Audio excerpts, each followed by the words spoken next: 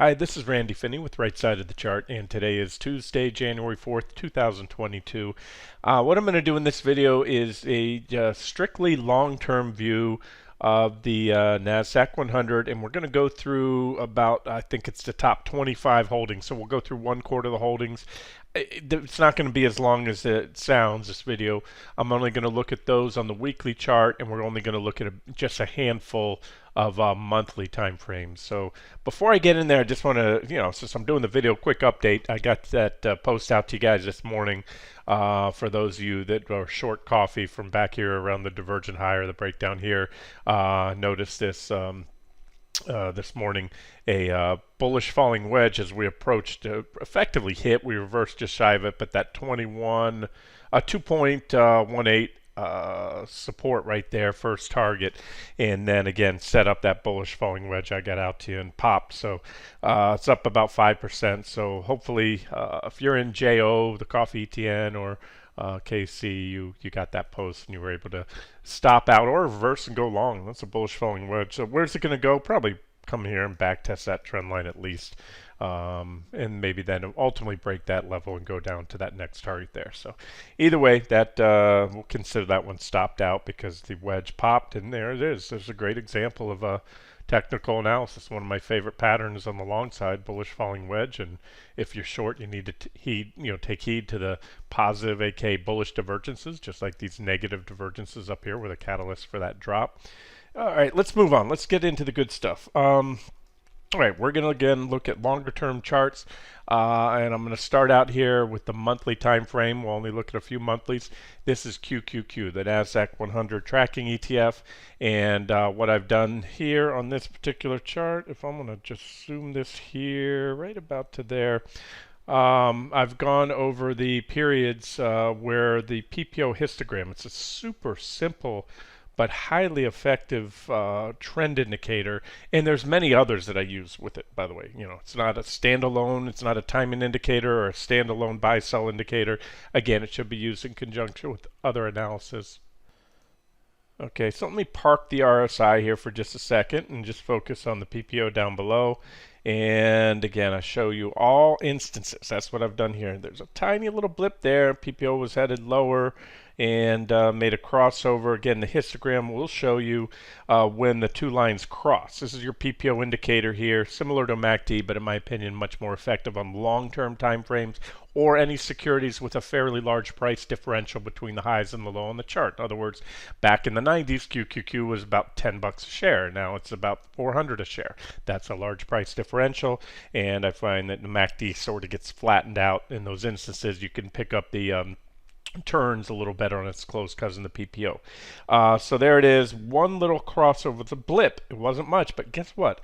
That blip was a 19% drop. Translation, if you were long, let's say you were bullish and you're just a trend trader, a 401k investor, and you use trailing stops. From the high to low, that's where the drop was, 19%.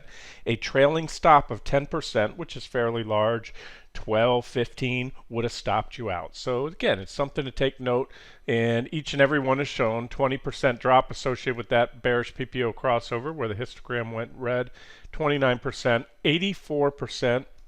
That was during the dot-com bubble burst right there. Histogram said get out of the market, stay out until this point right here because it's a bear trend, or short, make a lot of money. Next time we had a bearish PPO crossovers in 06, 18% drop. 55% drop during the Great Recession, bear market of 07 to 09, right? Did a great job. 16%, 13%, 26%. Again, each and every one without fail. Even this tiny little blip right here. So you had a 24% drop in the from again high to low back in the fourth quarter of 2018, and then a 31% drop from high to low in the Nasdaq 100 when COVID hit. And it was let's take these signals for what they are. Now again, not a timing indicator, because if you waited to the end of the month for that signal to confirm, well, guess what? The party was over. Fed stepped in and blew it up. So the takeaway is, well, look at the slope of this line, and you can almost, it doesn't take a rocket scientist to say when a crossover is likely to occur. When these bars are high and green, trend's strong. You want to be long. When the bars are all of a sudden sinking down sharply and a cross looks imminent, it's probably going to come. And so I mentioned it last month. We didn't get it. Came very close, but that at the end of December, by a hair, the PPO closed positive. The PPO reading was, well, 0.06. You can see it in the pop-up box to the left, in green down towards the middle. And now we have a solid red one. Now look, the month is very, very young. Let me say that again. The month is young. Anything can happen. But again, you can look at this, and to me, it seems almost imminent at this point whether you get a little kickback, and that's possible. So let's just take it as it comes. But as of now, we have a solid PPO crossover on the monthly chart. Again, that will be finalized if we close where we're at right now in QQQ or anywhere below. We're guaranteed to have that crossover stick. Even if we flattened out, because it's a momentum indicator and the momentum's already shifted, you've got to go up from here. The Qs are going to need to rally off this minor trend line to keep that PPO or to turn it back green by the end of the month. So what is the takeaway? Again, here's the takeaway. We have drops ranging from nothing less than low double digits to solid double digits, 55%, 84%. And I hate to be Dr. Doom and Gloom, but that's what you need to watch out for. That's just runs getting very long in the teeth. And again, if the PPO was right here, up here, I wouldn't be talking about this right now. I'd be covering other things. We'd be looking at 60-minute charts or many other trade ideas. And that's the other thing. Keep in mind, the stock market or the indexes are just one of many, many trade ideas. Every week, I cover, probably a good half dozen or more different trade ideas in all different asset classes, individual stocks, indexes, commodities, gold, precious metals, things like that. All right, next up, since we're on the monthly time frames and we're going to walk it down to the weeklies, is Apple. Okay, so why am I picking Apple? Well, number one, because it made the headlines yesterday. First $3 trillion company, $3 trillion in market cap. Popped that level yesterday. It's back down to 2.9 something trillion today. But okay, what's the takeaway here? Well, this 30-year chart highlights the cyclical bull market tops and bottoms, as well as the primary uptrend lines which defined each bull market. The percentage of each drop was calculated from the previous bull market peak to the bear market trough. So that's where the arrows are. In other words, again, just like that other chart, I measure from the highs down to the lows. There was our peak. We had a trend line break that came later. And I'm just going to go over and tell you where these levels were. And they also were associated with, you got it, these bearish PPO crossovers. You can replicate this chart yourself. It's easy to do. It's a monthly chart on Apple. That one, I was marking the high as the low before the whole thing was over. I'm just going to read them out to you, and then you can look at it yourself. 59% drop, 70, 74, 83, 42. That was from this little high right there. You had a little wedge. You can see it there, trendline break, 42% drop. Doesn't look like much because, again, you're using, not only do I use a PPO, it's my indicator, but I'm using log scaling. So on this, the Apple was, back here, it was in the split adjusted. It was a penny stock, so to speak. You had a low on this scaling here of about a split adjusted 6 cents a share, and it's at 182 right now. Okay, so let me finish on with that. 74%, 83, 42, 62, 45. That was just my notes at the time because I thought we'd get more. So I said only a 32% drop with a question mark, and nope, I was right. There was more to come. 34 before all was said and done. 39%, and again, you can see that was the last time the histogram was red, but something's different this time around. We got a red histogram, and yet no correction so far. We also have, let me throw that RSI back up there. We have, as I've talked about, one of the things I like to look at is on the RSI, both extreme overbought conditions. Every stock is different, but I have a high level overbought line right here for Apple on the monthly chart, and that's right about 88. It says 87.91. I'll call it 88. And so when Apple gets there, this is what usually happens. Got to that point, extreme overbought, 83% drop from there. We hit it here and we put in divergence. Again, there was that first divergent high, 42%. The divergence continued to build really up to that point right there, and then came with a 62% drop. We hit it here with divergence as well. Double tap reading, negative divergence, 45% drop. That was just a divergent high on the RSI, but without the extreme overbought reading, but it still led to that 34% drop. And then what do we have here? We have a near tag. We didn't get all the way there, just like back here. But we have solid negative divergence, just like we have on the PPO as well. So again, the fact that the histogram has been red, but we have not for the first time. And again, guys, this is decades without zero fails, any whipsaws. These red histogram crosses are almost always associated, or have been, at least for decades. It doesn't guarantee that Apple can't burn through it now. In fact, if it can push up and close the month positive, it's going to flip that PPO back to green. But again, a lot of days left in the month here. And let's look at just one more. We'll pick ASML. Semis have been on fire now for a while with all the chip shortages, with everything after COVID. And what I have done here is associated the bearish PPO crossovers again. So I'm going to park this RSI, we don't need it here, and just look at these bearish PPO crossovers on the monthly time frame. So you have one here, and that was associated with a 65% drop again from the high to low. One right there, 2 bars, 2 monthly, 32%. 32%. This one here, for all said and done, 33%, 35%, and there is a solid, unmistakable. It was confirmed back in November. We had December. Solid cross below on the PPO.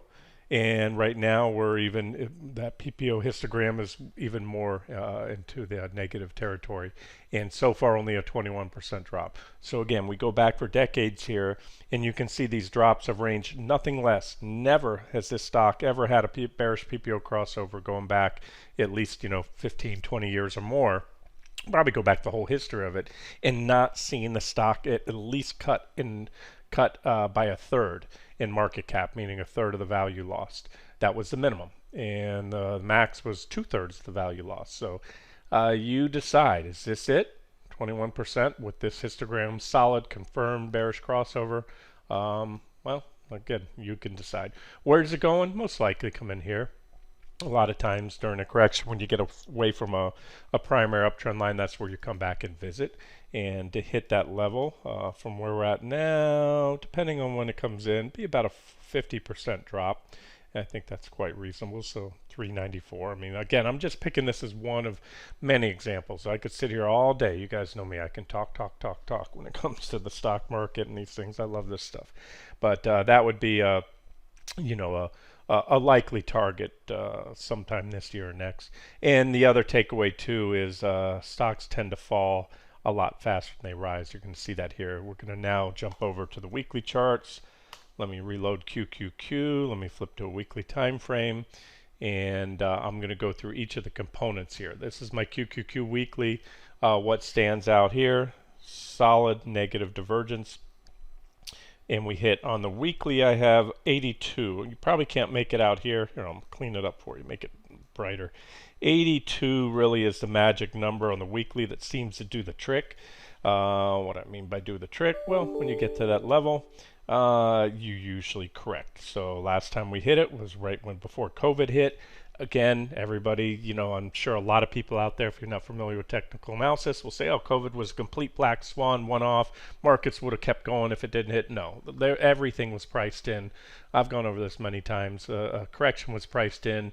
Trend lines were forming, negative divergence, overbought conditions. And again, that was the last time Apple hit that level right before COVID, and then dropped, I don't know what it was, 30-something%. Yeah, 32%. And so not only has it hit that level, but we've continued to diverge. We've stayed up high, near overbought, and we have negative divergence, both on the PPO up here and the RSI. There's your divergence line, right? And the last time we had negative divergence before that was leading up to that fourth quarter 2018 drop, and I'm going to measure it for you right there. That wiped out about 23% off Apple. So there it is, divergent high. And from here to here, I'm just rough estimating, it was about a 26% drop in Apple after this divergent high right there. It actually had drop number 1, push up, made a marginal new second divergent high, drop number 2. All right, so you get it. Anyways, so weekly divergences.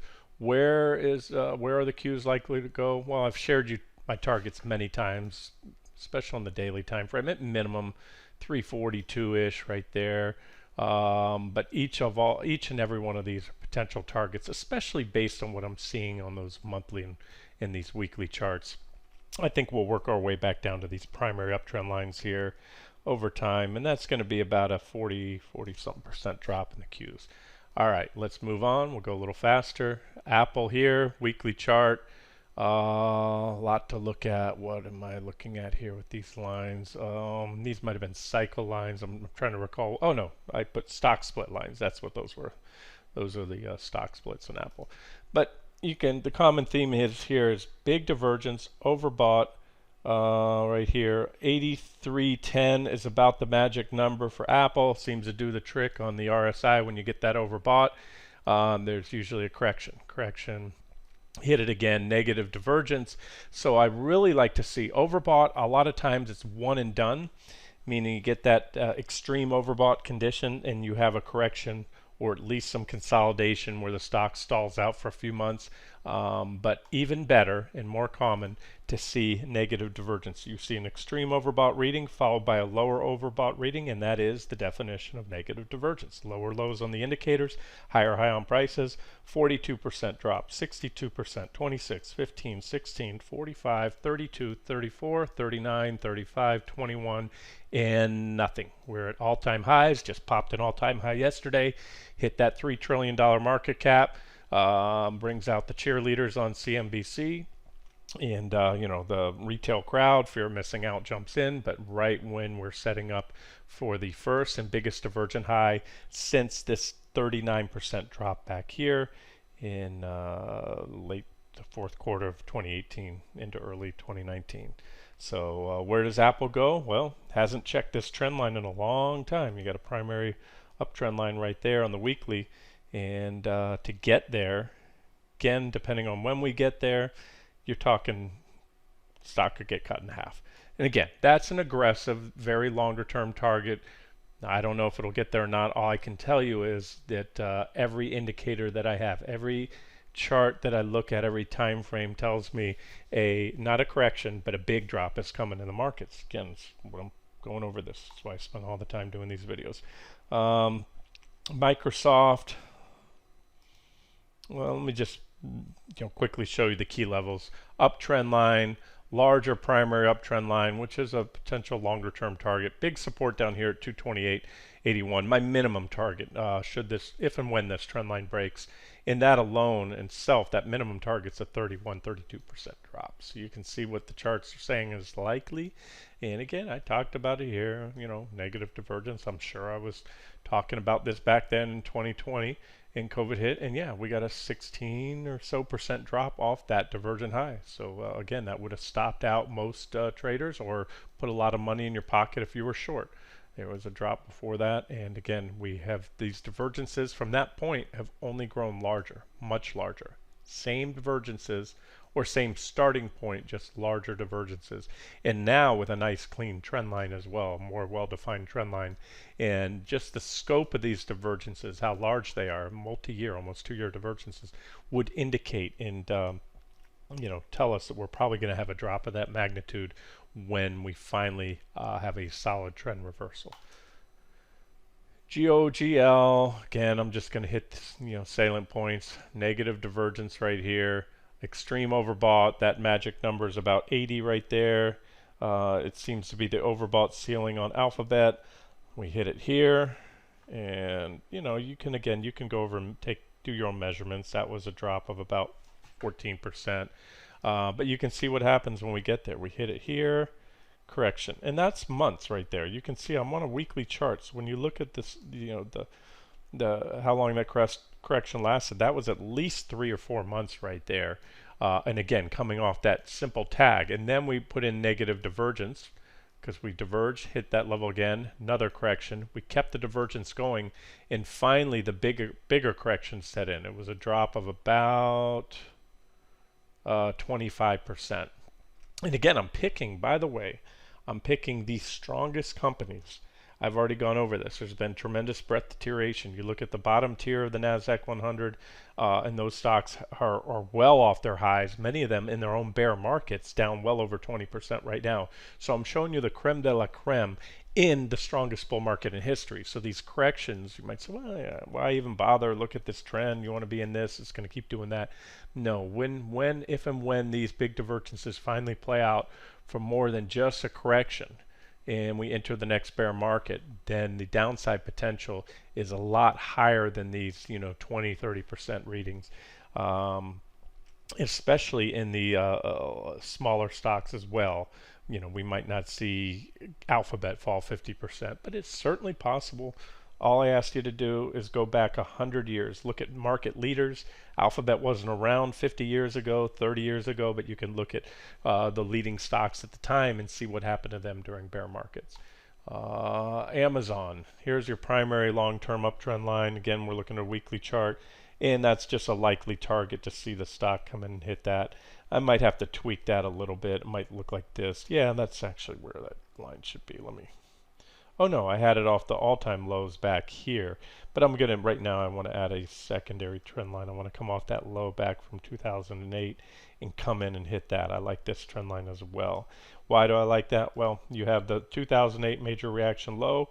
You kissed it perfectly right there in 2015, and yep, the white line, and you come in again, you kissed it perfectly right there on that last drop and when COVID hit. And so that is a uptrend line to watch. And that comes in right with the bottom of the multi-year trading range I've talked about. Amazon, great company, but it has stalled out. It hit a brick wall back in 2020. It has not been able to get out. It had one failed breakout attempt out of that trading range, and we're still in that trading range. So, and while we have the biggest divergence, negative divergence forming. That was a recent high right there. That's the biggest divergence we've had in the stock, and it dwarfs this previous divergence. It's twice as big, and yet that one resulted in a 36% drop. All right, so you get the drift. There was a divergent high, 14% drop, small divergent high, 32% drop, huge divergent high, and therefore I think Amazon will come back down here when this next bear market's run its course, at minimum about a 39% drop down to about the 2043 level. Tesla, same story. Divergence been building. Yeah, Randy, you warned about divergence. Yeah, well, it works. These are all drops well into the double digits. Each one pointed out, that last divergent high right there. I'm just moving my crosshairs over here. That was a 40% drop right there. So again, if you don't want to heed the warning of these divergences and you're long, you're not going to ride out. If you ride out a 40% drop, it's silly. Anywho, so the divergence has gotten even larger. It's the same divergence that's been building, resulting in these double-digit corrections, last one being 40%, and the divergence is even larger now. Anyone that doesn't think the electric car, especially Tesla with this insane valuations, is a bubble, well, anyways. So where do we go? That's not the point of this, is not to give targets right now on each and every one. If I see something that stands out, I'll just tell you right now. I've had this for a long time. We already hit it once, but I think again, about 570 right there. I think that's a minimum target right there, and that'd be about a 52% drop in Tesla, if and when that's hit. Facebook, again, I know this may seem a little repetitive, but that's what I want to point out, is that if I saw divergence on just one or two or three of the stocks in the Nasdaq 100, if I saw overbought conditions on one or two or three, it wouldn't mean much if the rest have very bullish and constructive charts, but that's not the case. Last time we had divergence in Facebook on the weekly time frame was right here, and that resulted in a drop that was only it only took about 3 weeks to do it, and the stock lost 36% of its value. So again, very profitable if you short, and also very profitable if you don't short, but you heed the warning and jumped out when there was a trend line to break. There was a rising wedge pattern at this divergent high right here. And so, you know, you might have been bullish and long and you had a stop right there. So guess what? You gave a little off the top because you never know what's going to be just a regular pullback. But just like I started the video with coffee with that bullish falling wedge, your stop should have been not too far above the bullish falling wedge if you're short, or you jumped in and you took that entry. And same thing here. So the takeaway, you may not short stocks. You may not wonder why I always highlight short trade setups. I love to short because stocks fall a lot faster than they rise. Right here was the previous divergent high, and from the high there I got to go a little bit above it and I'll stop a little short. Well, I already measured it, 44% drop. Okay, so again, do the math. This is the biggest divergence that we've had in years, bigger than these two. You can see it right here. It's on all the indicators, just as we were back then. We're at extreme overbought readings. I didn't draw that line perfect there. We already had a trend line break, big bearish rising wedge right there, bearish rising wedge, and it's broken down. So this one's been on a sell signal. The market hasn't gotten the message, but if you read the charts the way I do, I see a stock that's already broken down, hit my minimum target, which was 299.44. So, and once it takes that out, it'll probably head on down here to 249, just based on the scope of that pattern, that wedge. All you need to do is take the widest part of a bearish rising wedge, add that to where stock breaks down, and that gives your measured target. So there's your measured target, and if that's hit, which I believe it will be, then you're talking from where we're at today, another 26% downside in Facebook, and ultimately I think this is a likely bear market target down here about 216, and that would be about another 35% drop from where we're at right now. NVIDIA, I've shared this one in the past. I still have long-term targets waiting for a sell signal. You have a primary uptrend line right here, and you have your 200-day moving average. That does a great job on a lot of tech stocks as acting as support during a bear market. Was all along to right there, broke right here, and there was a that sell signal. We also broke a trend line right there, and NVIDIA fell. And I won't even play the top to high game. I'll just say from where you got the sell signal, where it took out the 200-day and the trend line, the stock fell 45%. Okay, so it got chopped in nearly half. So you would either been able to sidestep that if you stopped out when the 40-week moving average, which is the same as the 200-day, was taken out, and then that moving average, just as it does a bang-up job with a lot of tech stocks during a bull trend, defining that trend, and you want to buy pullbacks to the 40-week moving average. Once you break it, it acts as resistance. So if you miss that short op, then when you rallied back to it, you could have shorted at the 40-week again for that drop there, and you got about a 27% profit in just a matter of a month or two. You hit it again. I think you can see it on the chart. Rejected, rejected, and then finally we recovered it, bullish. That's when you cover trend shorts or swing shorts and you go long. And then we corrected down to it. We hit it 1 week, but then closed right back on it. And that's it. It's been acting as support since. Pull back to that level. So it's a natural target, and also bearish if it gets taken out. I'm going to move this trend line down just a hair, and you can see the trend line comes in roughly with the 200-day moving average, again, which here is a 40-week moving average on a weekly chart. And my targets remain, I'm going to add one. I listed these targets months ago. I'm going to give you one more right here. I think we'll get some. Well, I'll tell you, there's reactions along the way. I don't want to lay out targets right now as firm targets. I'll firm it up later if I cover this as an individual trade idea. And then don't forget, here's a long-term secular bull market trend line. Lots of reactions in the past, and that thing hasn't been visited forever. This is just the era of easy money right here. Fed started gunning the system full of cash in 08. And this one's been a beneficiary, so ultimately it could work its way down there and still be in a longer term bull market. That's your secular bull market uptrend line. Alphabet, we already covered with the other share class, and again, negative divergence continues to build. These indicators are really starting to drop off now. The divergence is getting steep. You had a primary trend line there that's already been broken. So a lot like Facebook, which has been on a sell signal and moving lower for a while. Alphabet, it's not moving much lower, but it's clearly taken out that well-defined uptrend line right here, and it's starting to roll over. And I think once it takes out the 40-week moving average and really takes out the recent lows right there, about give or take about 27.50 or so. That should get it down here at about 21.44. Look at about a 23% or so drop. Let me make sure I gave you that right. Yeah, almost 25% drop. ASML, I think, yeah, that's the one I covered on the monthly chart for you already. And here's the trend line. This one's already broken down. Trigger to sell signal. I think you could be short this and the semis right now. Negative divergence right there at the highs. And we broke down and we back tested. Sometimes you break down and never look back. And sometimes you break down and you back test. This was a perfect back test. Breakdown, back test, rejection, dancing on that 40-week moving average. Target 1, target 2, and ultimately target 3 down there about 402.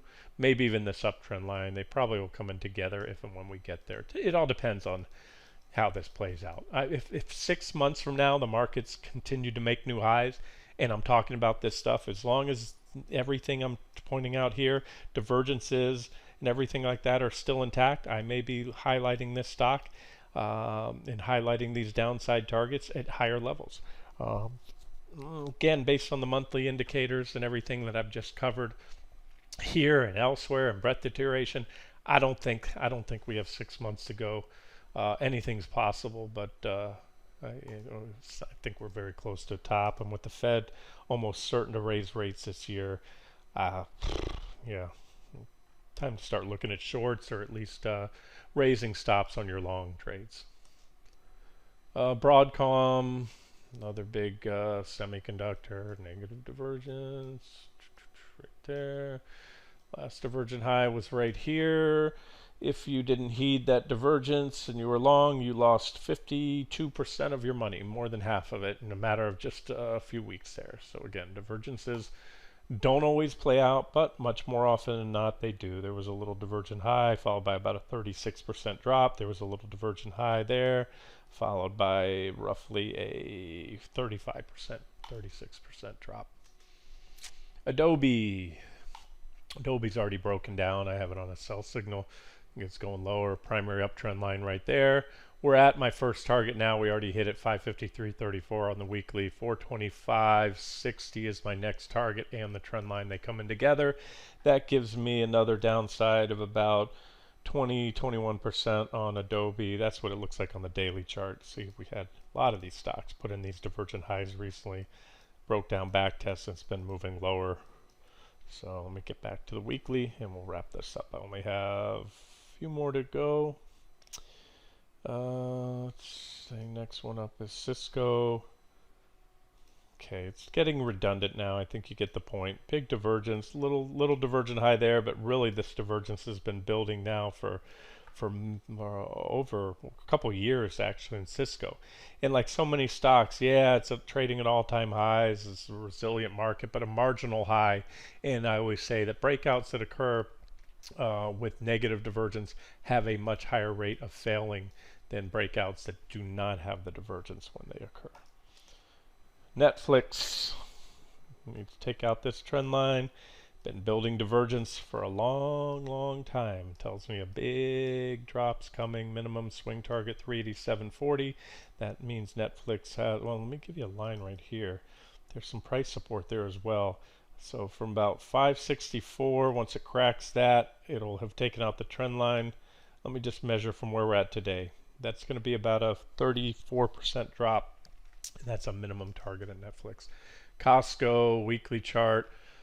Mainly just extremely overbought, and again, this one's strong.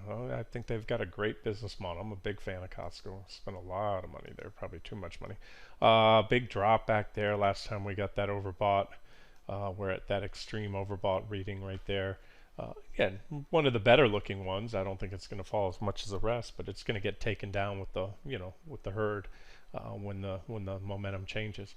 PepsiCo.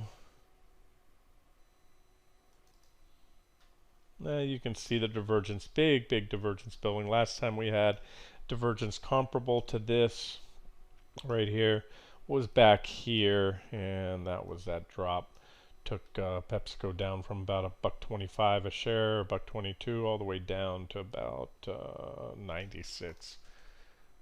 Comcast, I was bullish on this one and the other telecom stocks. Oh, it was actually telecom, and this one I might have mentioned is a bounce trade off here, but more longer term bearish. I also showed you this bearish rising wedge a while back.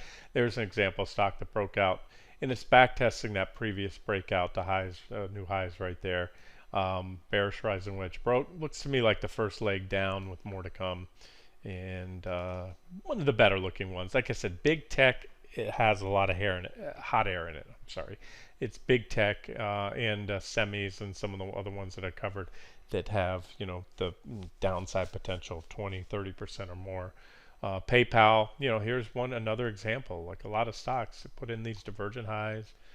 It didn't, first one gave you a little correction, then we put in a marginal new or equal divergent high. The divergence only got bigger, and then it started to play out. And so far it's played out for a drop of about 41%. That is a bear market by just about all metrics. Although when you look at it this way, from a long-term chart, stock came public back in 2015. Here's a primary uptrend line. So I view this as just a bull market correction, in a secular, larger bull market. And we'll probably come back and ultimately visit that trend line. And at that point, I'll most likely be highlighting PayPal as a buy, as a long trade idea. Next stop here, you have support about 173.44, but we could slice through there. If the markets break down, this looks like a bear flag on the weekly. There's your flagpole, right? That impulsive move down. Little bear flagging action, and that would take us down to that 123.23 target.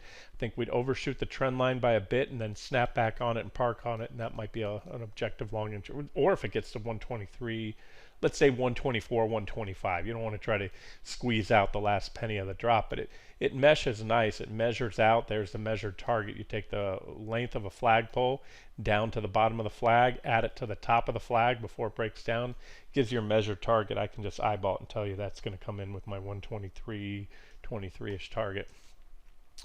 Intel, strong so far. I mean, well off the highs. Don't get me wrong. We double top back here, and the stock is down. From its highs. It fell recently about 30%, but it's at a long-term uptrend line. However, based on what I see in the semis and everything else, this trend line's probably going to go, and we're probably going to come on down here. Next stop 42.59. And then 38.27 if that primary uptrend line on the weekly chart goes. But one of the better looking semis in my opinion. Qualcomm, this one looks like it's going to take it on the chin. Look at that big divergence. We had nice, very clean, well-defined uptrend line here on the weekly. And we put in small divergent high right there, but very distinct, a little wedge, and it dropped 27%. Well, okay, 27%. Buyers stepped in where they should have. We had support right there. We still do about 123. But from there, it put in a marginal new, but even larger divergent high. Therefore, I expect a bigger drop. So even if we drop back to where it was before that same support level, now it's going to be more than a 27% drop. It's going to be about a 34% drop. Again, no sell signals at this point in time, at least not on this weekly chart. But that's where you zoom down to the daily and in the 60-minute chart. So again, I don't have a sell signal on that. I can't justify a short entry on this one now, but it's someone to watch for sure. Into it, we have a primary bull market uptrend line right here, like so many stocks that I believe will be visited during the next, whether you want to call it correction in an ongoing secular bull market, or if you want to call it a bear market by the traditional definition of a drop or 20% more off the high. That definition to me is very old school. When you're dealing with tech stocks that go up hundreds of percent in the rallies and then they correct, the typical correction in these things are 40, 50%. Call it what you want. Either way, what I can say is that we have an uptrend line right here, pretty well defined. We have some negative divergence now in place on this most recent high. Let me draw it out for you. That's our divergence line right there. Negative divergence. So break of this trend line and a solid break or weekly close below it should take us down to the primary uptrend line. And depending on when it's hit, that'd be about a 44% drop. Again, I'm showing you where I expected. If these broke down, let's say in the next week or two, that's probably what it would look like, something like that. Why? Because again, stocks fall a lot faster than they rise when they correct. And so you can just draw not a straight down line, but a pretty steep slope. And that tells me, based on this charting program, I can take right now, put my crosshairs there, and it tells me that that would be hit. If we hit it then, it would be 5.5 months, something like that. If we hit it here, it's going to be 8.5 months. That's what it tells me. AMD. I mean, God, this is all the same. We have these beautiful, well-defined uptrend line, big, giant divergences that have been building for years. And we had little divergences along the way. I pointed those out, and we had little, quote unquote little, they're all double-digit corrections along the way. But when we break the primary trend line, especially considering the scope of these divergences, we're looking at pretty big, sizable corrections. And I think there'll be a crowded rush for the exits like you haven't seen. So that's one thing I will say, and I say it often. I warn of, be ready for when those happen. You don't want to short a stock like this. Nobody wants to short it here when it's already dropped 50%. That stock fell 77% off the highs right there. And you want to get in kind of early, because if you start waiting till the stock is down that much, well, nobody wants to short a leading, this is AMD, when it's dropped 50%. Plus the counter trend rallies are powerful, and they're going to stop you out. So on this one, we're close. In fact, very close. We had a couple little whipsaws through here. There's a minor uptrend line right there, and again, you'll know it when you see it. Once we have a solid weekly close, maybe 2 weekly candles or any type of bearish. And you know what? I could look at the daily chart. I haven't done that here, and maybe there's already a sell signal in play. Yeah, there was right there. Yeah, that could have got you short right here. A little bearish rising wedge, impulsive breakdown, a little snapback rally. Forget about this purple line. Some of these lines have been on here for a long time. So there's a stock. You can short it right here.